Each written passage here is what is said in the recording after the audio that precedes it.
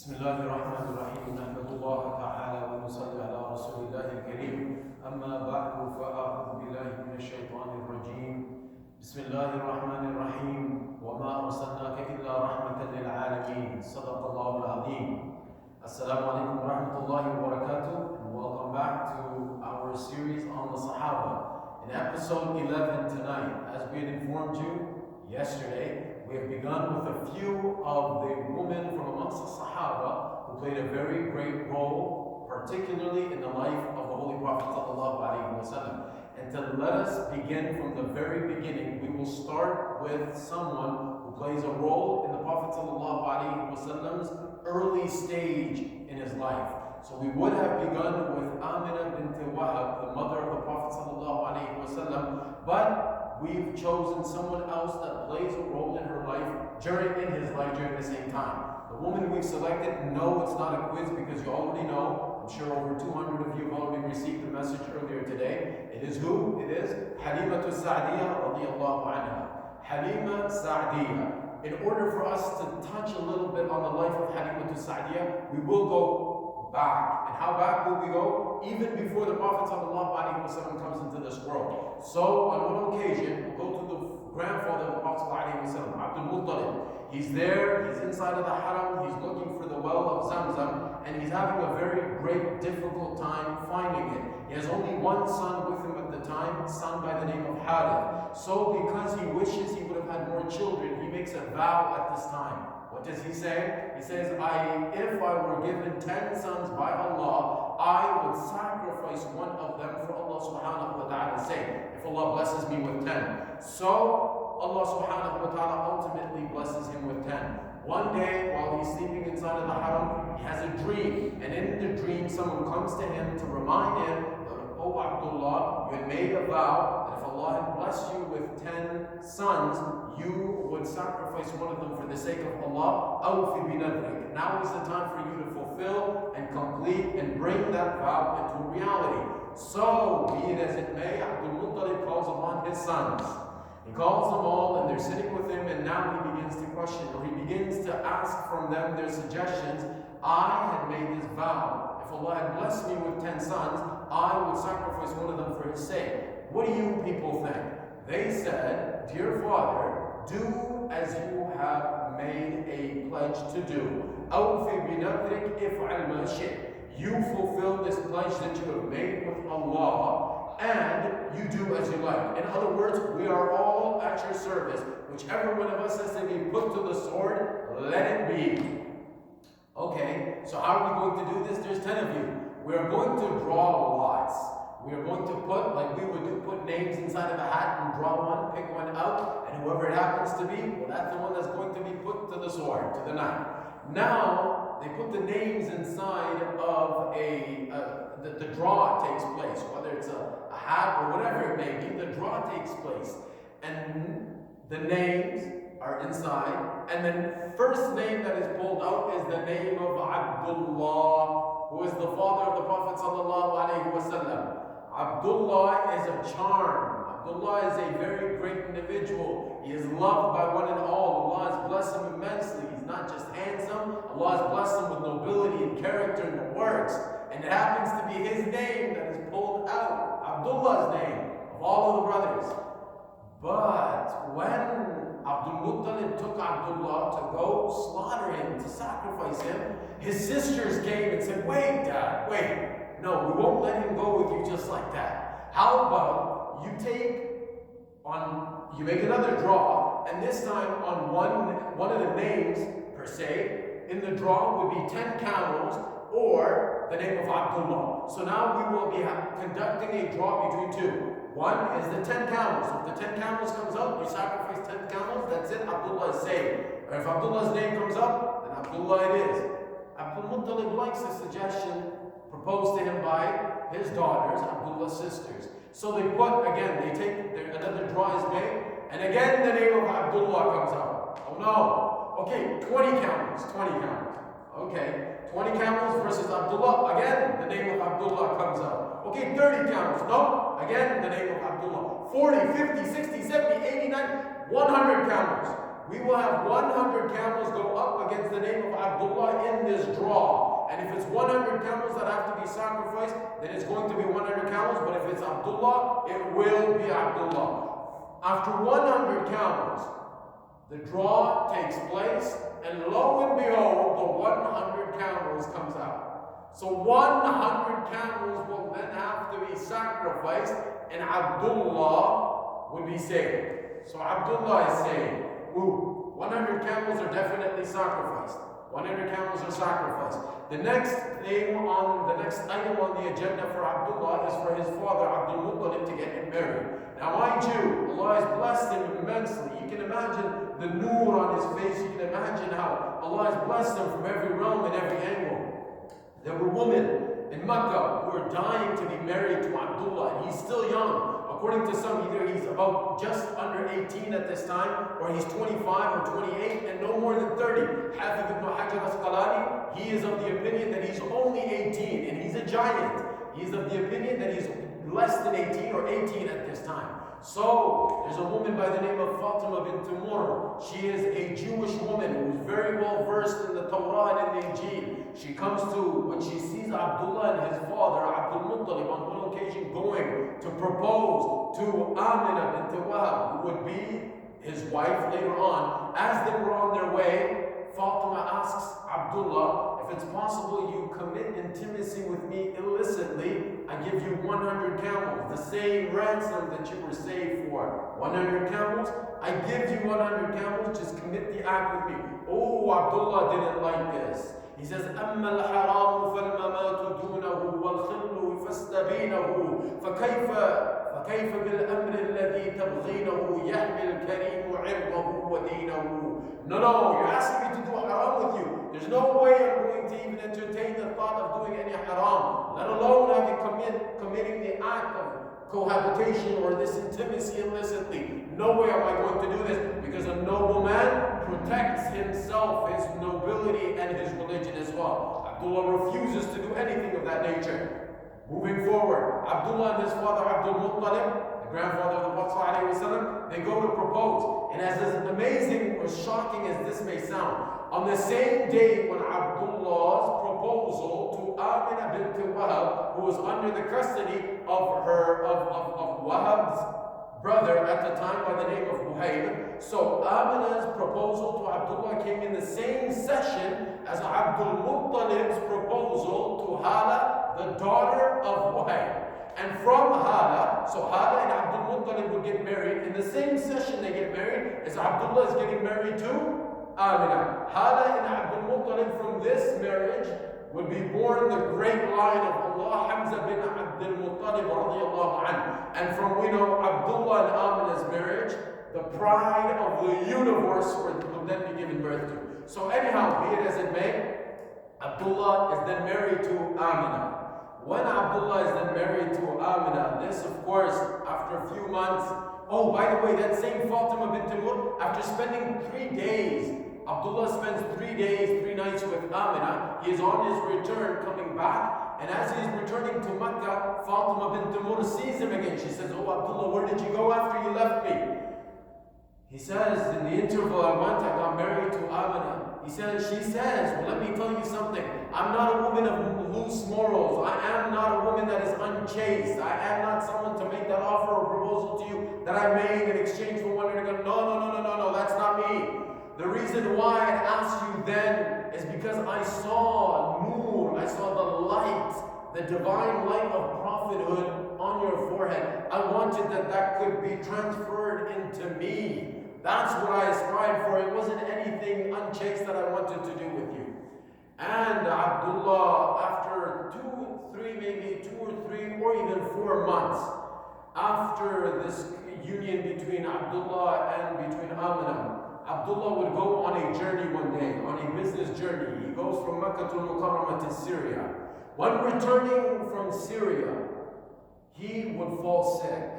And as he would become sick, those in his caravan, they would suggest that he don't continue further until he reached Makkah. Rather, he stopped in Yathrib, which was then, of course, Madinah al-Munawwarah. Yathrib is where he would stop, he would make a halt, and he would spend his time in the custody under the protection, of course, well, not protection, but in the care of Banu Najjar, who were from his maternal ancestors. So he would continue to spend some time there until he recovered, hopefully, and then he would come back. So the caravan proceeds. They come to Makkah al-Mukarramah. Abdul Muttalib, who loves Abdullah, he inquires from the caravan, where is my son? They say, well, he fell sick, so we kept him in Madinatul Munawwara in Yathrib, and he decided to stay there with Banu Najjar, his maternal ancestry, so he'll be spending time until he returns.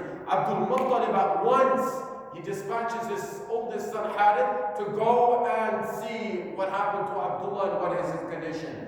When Harith comes to Yathrib, he finds that Abdullah had already departed from this world. And the Prophet ﷺ is yet to be given birth to. His father has already left this world. Muhammad ﷺ has already been rendered an orphan, and he has not yet come into this world. And now this will be very, very difficult for Abdul Muttalib and for all of the others when they're informed of this. Anyhow, this is what Allah subhanahu wa ta'ala decreed, again, for the pride of the universe. So after this, he would continue to live with his mother Amina, and then, after this, Amina would spend a few days, of course, the rest of the months, without her husband Abdullah, who has now left the world. And then after this, now Abdullah is gone, the day would come when Amina would give birth to Rasulullah sallallahu alaihi wasallam. And this wouldn't be any ordinary birth. This would be birth given to the greatest human being that the world has ever seen. Even before he had come into this world, she had already started to see dreams in which she was told that this light would come out of her womb. She was told that she would have to name it Muhammad. And this is also a dream, another dream that had been seen by Abdul Muttalib. Be it as it may, that day finally comes when the Holy Prophet ﷺ is given birth to. This was a day, that day when the Prophet ﷺ was given birth to. The day when that fire that had been lit in the worship house of the Majusis, of the people of Faris, of Kisra, those Zoroastrians or fire worshippers, their light or their fire that had been lit for 1,000 years was gone. It was extinguished. On that same day that the Prophet ﷺ had come into this world, there was a tremor or an earthquake that had shaken, that had rocked the palace of Kisra. All 14 towers of his palace collapsed. And the lake of Tabariya, whose waters were considered very holy, the waters of the Tabariya began to recede until it ran dry. So this is what is happening. Rasulullah ﷺ has just come into this world. The mother of Uthman bin Abi al-As says, I was there when the Prophet ﷺ was given birth to, at the time when Amina had given birth to him. And I saw for my own eyes, I saw that a light came out of Muhammad ﷺ, which had literally illuminated the entire world. And I could see as far as the palaces and the castles in Syria. The mother of Abdurrahman ibn Auf, radiallahu anhu, she says, I was there present at the time. So Rasulullah sallallahu alayhi wa sallam was given birth to. And after he was given birth to, I embraced him and I picked him up. And when I picked him up, he sneezed. And I heard a call for, all of these are mentioned in Mustadrak Hakim. They're mentioned in the Musnad of Ahmad. They're mentioned in many, many great books of hadith. She says he sneezed, and I heard a voice from the unseen say, Rahimakallah, may Allah subhanahu wa ta'ala have mercy on you. To Muhammad sallallahu alayhi wa sallam, when he has only now come into this world. So Muhammad sallallahu alayhi wa sallam says, he sneezes, Rahimakallah is the response that is given to him. The stars come down, and there is a brightness which fills the entire horizon. There is this nur that has filled the entire horizon. Even before he had come into this world, or just as he was coming into this world. So Kisra, he was informed by his people on one occasion when he had seen a dream. And Kisra was the emperor of Faris, the emperor of the Sassanid Empire. He had seen a dream in which there were these powerfully built camels that that were dragging Arabian horses, and they continued to drag them until he witnessed that they were crossing the Tigris River. And after crossing the Tigris River, they continued to fan out into all other cities and countries of the world. When he sees this dream, he calls upon his people to give him the interpretation. And so the first person that he calls about Ghassani is his name. He has no interpretation. He says, I will go bring the best scholar to be able to assist you in this dream, Your Highness. And so he goes and he finds a scholar by the name of Abdul Masih. When Abdul Masih comes to him, to Kisra, Kisra asks him, do you have any clue about which I'm going to ask you? Anything? Do you know? He says, no, I don't know anything, but if I'm able to help you, I will gladly assist you in whatever it is. I see that you are distressful. Kisra was extremely worried. He had also been told by his people that great events were going to take place. And he had also seen that the fire that had been lit for 1,000 years, that this fire had been extinguished, and that the lake of Tabariya, the water, the holy water, had receded. The lake had dried up. He had also seen this tremor inside of his own palace. He's extremely worried. He's extremely sad and grieved. Now when he asks for the interpretation, this man comes to him to try to help him. And when Kisra reports to him everything, brings him up to date with everything that has happened, this man, Abdul Masih, tells him, Your Highness, I am not able to assist you at this time, but I know perhaps my uncle, my mother's brother, who will be able to help you, a man by the name of Siddique. Siddique will be able to assist you in whatever it is you are finding difficulty. So he tells him, you go to your uncle and you get whatever information you possibly can from him.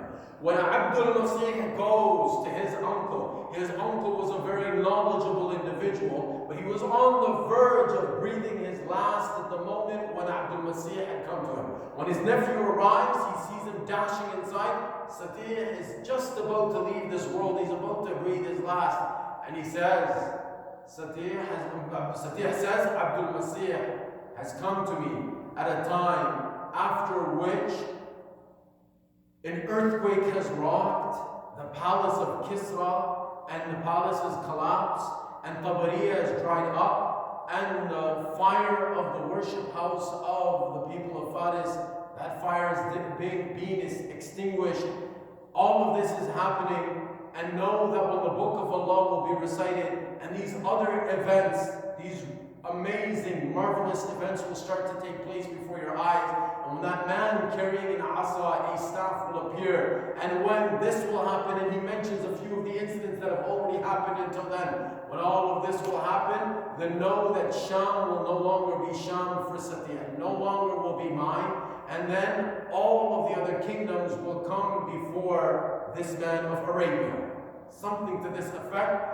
Abdul Masih goes right back and he informs Kisra of the dream that he has seen. He gives him this interpretation. So Kisra starts to think to himself, 14 kingdoms will come down, will be crumbled. 14 kingdoms. How long will this period take for 14 entire kingdoms?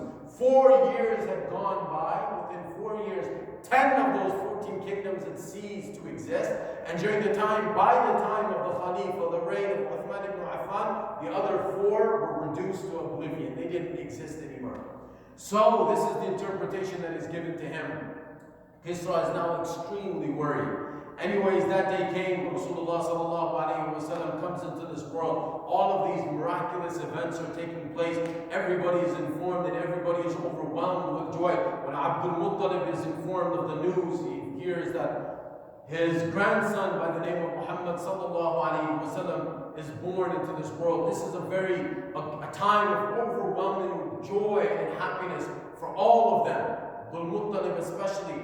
Thuwayba, who is that individual who was freed by Abu Lahab during this time when the Prophet ﷺ was given birth to, she will go to Abu Lahab, the uncle of the Prophet ﷺ, and who was very closely connected to his brother Abdullah, the father of the Prophet ﷺ. She would go to her master, Abu Lahab, to give him this news that Muhammad ﷺ was born. He was so happy upon receiving this news that he frees her at once.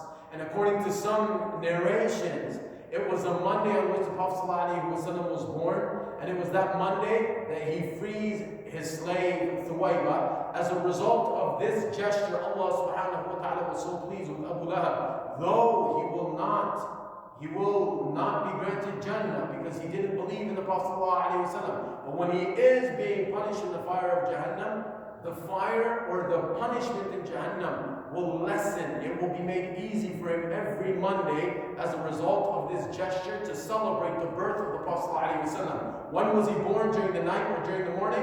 No, the night and the morning didn't know. They wanted to quarrel with one another as to when he was going to be born. So he would be born during a time when both the night and the morning, when both the night and the day meet. So there's the dusk and then there's the dawn. But when was he born? During the dusk or the dawn? During the dawn. Because the dusk is when the day goes, the light goes, and then darkness sets in. And the dawn is when the darkness is gone and light has set in. And this will be a light about which Aisha radiallahu anha would say, لَنَا شَمْسٌ وَلِلَا فَوْقِ الشَّمْسِ وَالشَّمْسِ خَيْرٌ مِنْ شَمْسِ السَّمَاءِ فَإِنَّ الشَّمْسَ تَطْلُعُ بَعْدَ فَجْرٍ وَالشَّمْسِ تَطْلُعُ بَعْدَ الْعِشَاءِ. There's the sun that the horizon has, and there's our sun, the Prophet sallallahu alaihi wasallam. The sun only rises during this time, but the sun, the Prophet sallallahu alaihi wasallam's nur would rise and it would never set until the end of time. So anyhow, the Prophet sallallahu alaihi wasallam is born. It's a very great time. It's a time of happiness. After this, it was a practice of the people of the desert tribes, and even those living, those who were wealthy and in need, they used to send their children into the care of those women and those families who were living out in the deserts, outside of the towns or outside of the cities. And as a result of this, they would become strong and they would learn the language and they would start to pick up on certain habits which were found in the people living in the outskirts, in the more rural areas as compared to those living in the urban areas. So the tribe of Banu Bakr comes and they come to pick up children. On this occasion, 2 years after the Prophet ﷺ was now, no, after the Prophet ﷺ had been living with Amina for a few days, the first woman to give milk to the Prophet ﷺ was that same Thuwaybah who had been freed by Abu Lahab. His freed maid, Thuwaybah, was the first one to give milk to the Prophet ﷺ. Be it as it may, now when the tribe of Banu Bakr ibn Sa'd, or the tribe of Banu Sa'd comes, when the tribe of Banu Sa'd comes to pick up these children, Haleemah is amongst them. She has with her her husband, her child, her camel, and her donkey. Now they have a donkey who is extremely weak. He has nothing to eat. He can barely move. They have a son who has been crying for days, as a result of which they themselves have not been able to sleep at night. She says, Wallahi ma nanamu dhalika al-layla, or ma nanamu laylatana dhalika ajma' ma'a sabiyyina dhak. I was not able to sleep the entire night because of this child that we had with us. And why is the child crying? Because the child has had nothing to eat for days. For days, the child has nothing to eat. My husband and I have not had anything to eat for days. Anyhow, we come to where the children are being picked up. So every time somebody picks up the child, Muhammad, فَإِذَا قِيلَ إِنَّهُ يَتِيمٌ تَرَكْنَاهُ. When we are informed that this child is an orphan, everybody leaves him. They pick up another child instead. And another person comes, picks up Muhammad, yatim taraknahu. When they are informed that he's got no father. So what is it that we will possibly get from the mother of this child in return for the good that we offer to them? They're told that he is a yatim, they leave him. And they continue like this until finally every mother from the tribe of Banu Sa'd had come. They had left with a child, and every child had obviously been taken except for the child Muhammad sallallahu alayhi wa sallam. And as my husband Abdul Harith bin Abdul Uzza and I, Haleemah Sa'diyah radiallahu anha narrates, as we were on the verge of leaving, I said to my husband, this doesn't look good on our part. We can't leave that poor innocent child there. We're going to be the only ones, ma'asawahibi, to return amongst all the other women without a child. Let me just go back, let me just pick up that child. My husband Abdul Harith bin Abdul Uzza, Al-Harith bin Abdul Uzza tells me, you know what? Haleemah, maybe, just maybe you should pick him up. You don't know, perhaps we might be blessed as a result of taking that job. And so we took this child with us, knowing that this wasn't a choice, it was the circumstance. There was no other child that could be picked up by us at that time. Lo and behold, from the moment we picked up this child and embraced him, Allah would bless my chest, my breasts were filled with milk. So this child would drink to his fill until he was satisfied. After this, my own child, his foster brother, my child, would then continue to drink until this child was filled. It was filled and satisfied with milk. And then that same camel of ours would grow old, which would not be able to give off a drop of milk. This camel of ours is now blessed with milk in abundance, and my husband then goes and he continues to milk this camel until I have an abundance of milk to drink until I am satisfied. My husband drinks until he is satisfied. Every single one of us is happy and joyful and satisfied. Every one of us is in a very good state at this time. We continue to spend like this. We spend the night like this in a very great state, in a good state. And then the next morning when we awaken, my husband tells me, "Oh Haleemah, this child that you've picked up is a very blessed child indeed. Do you not see how much blessing has come into life, into our lives, as a result of picking up this child? Since this child has come into our life, Allah has blessed us immensely with blessing." She says, "Yes, it is so indeed." And then anyways, it was time for us to go back and to return to Mecca. So we have this child with us. And then when we came, this conveyance, on our way back, our donkey was the slowest of all of the donkeys when we were coming. But now when we return, our conveyance, our donkey takes the lead in front of everybody else. When the people in our caravan say, "Oh, Binti Abi Dhuwayb, oh Haleemah, what is this? The same donkey? Is this the same animal on which you came when you came with us? Is this the same one?" She says, "Yes, it is. This is the same one. I haven't modified. I haven't upgraded. It's the same donkey that I came here with." They say, "Well, it seems like something very strange, something very different about this donkey." And I knew exactly what it was at this time. Finally, we come to our tribe. We come to Banu Sa'd. And there, wallahi, was no land that was more barren than the land of Banu Sa'd. But now that this child has been embraced by us, now that this child has been brought home to us, there's no more land that is more rich and fertile than our land. Even our own neighbors are suffering. Their animals go and they try to graze in their pastures but have nothing. And so the masters tell their shepherds, maybe it's the grass, what is it? Where is it that they're grazing? But Allahu Akbar, it wasn't anything other than the fact that this child filled with blessings, who has now been embraced by us, has brought all of this blessing into our lives. So our animals would go, our sheep would go into the pastures, and they would graze and graze to their fill, and then they would return, and their udders were filled with milk, and we would milk them, and we would have so much milk in abundance, while our neighbors had absolutely not a single drop of milk coming from their sheep. And we continued like this for 2 years. 2 years of this blessing was witnessed by us, until after 2 years, we thought perhaps we would have to return this child back to his mother, Amina. So when she came to ask from us her child, rightfully so, we continue to insist on keeping this child with us for 1 additional year. And we insisted and insisted until finally we won the negotiation. This child was then permitted to stay on with us for 1 more year.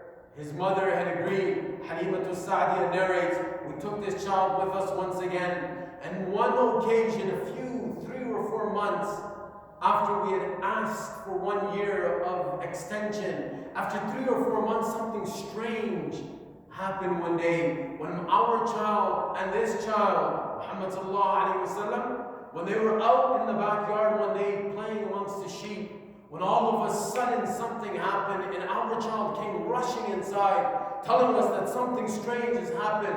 2 men that were wearing white, they came and they took him and they did something to him. So, Al-Harith bin Abdul Uzza, the father of that child, the foster father of the Prophet ﷺ, and Haleemah Sa'diyah, she says we both rushed outside and we saw that he was standing. And now that he was standing, the face of his Mubarak, auspicious, noble face had changed. So we asked him, "Oh Muhammad, what has happened? Did something happen? Did something strange occur? He says, yes, two men that were dressed in white, they came, and they took me and they laid me on the ground, after which they opened my chest, and they removed from my chest something, and they discarded whatever it was that they had removed from inside of my chest, and after this, my chest was closed, and it was as if nothing had ever been done to me. From the moment they began, it seemed like nothing had happened. So they went home at once. They went inside of the house, and they started to discuss amongst one another. Perhaps, Al-Harith bin Abdul Uzza says, perhaps, na'udhu billah, he has been touched by a jinn, by a devil. We should maybe return him back to his mother before anything else happens to him. Haleemah says, we agreed. And so we went back to return Muhammad to his mother. And when Amina was informed that they wanted to bring him back to her, she asked him, why is it that you've returned before your time? You insisted heavily on keeping him for a long period of time, for 1 year. It's only been a few months and you've already returned him back. What is it that happened? They say, no, all of the blessing came, all of our debts, we have paid every single one of them. So we don't have any need to keep him any longer. We've decided to return him to you, lest anything should happen to him. Haleemah says, no, something has happened. I want to know what happened to my child. And then they say, we are afraid that he's been touched by a jinn. Haleemah says, my child touched by a jinn? This can never be the case with my child. There's no way that any jinn has ever laid a finger on my child. Let me tell you about this child of mine. That when I was pregnant with him, when he was inside of my womb, it was as if I felt I had carried nothing in my life that was lighter than him. And then I felt this light that would emanate. I could see it before my eyes. A light that came out of my womb that would reach as far as Basra and other palaces in Syria. I could see with my eyes from the light that was coming out of my womb when this child when he was conceived by me, when I was pregnant with him. And finally, when this child came into this earth, when he came into this world, this child came out and he was supporting himself with his very own hands. And he looked up into the heavens at that time.